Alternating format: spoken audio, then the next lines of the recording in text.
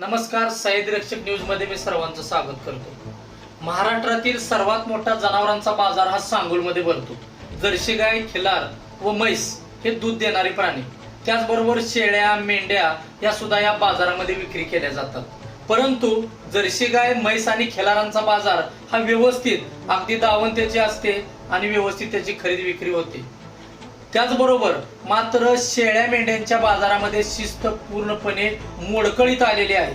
या बाजारामध्ये काय घडलं आज की मध्यभागी अक्षरशः 4 चाकी वाहनं, व्यापाऱ्यांच्या काही गाड्या हे मध्यभागी लावल्या गेल्या।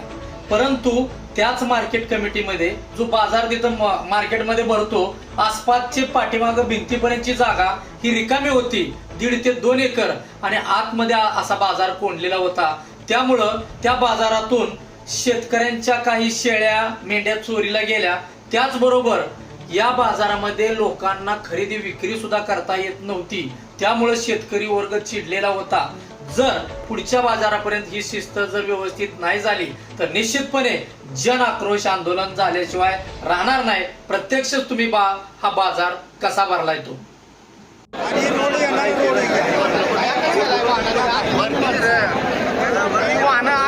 रोडला लावले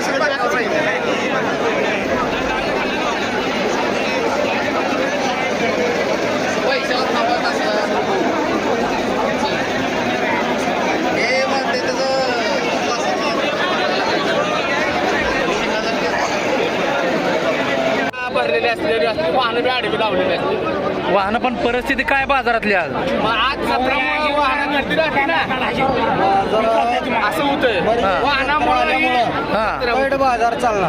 बर म्हणजे जत्रा असल्यामुळे त्यामुळे सर्व शेतकऱ्यांनी काय केलं, बाजारात बोकड आणले। बाजारात बोकड आणले ते पण ही वाहनं आतमध्ये जागा वाहनं लावायची शिस्त पाहिजे, मार्केट कमिटीला कळवायची। वाहनं आज लावायची, वाहनं द्यायला पाहिजे। बाजारात मार्केट जागा तिकडे पाठीमागे दिली असताना ती वाहनं आता लावतो। तिकडे जागा मोकळी आहे भिंतीच्या पाठीमागे। मोकळीच आहे। केली पाहिजे त्यांच्या वाहनावाले। व्यापाऱ्यावरची घेणार आहे ती, ज्याची वाहन आहे त्यावर कारवाई केलीच पाहिजे नाही।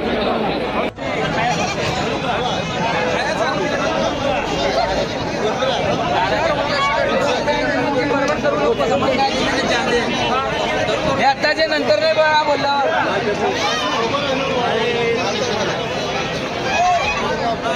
माणसं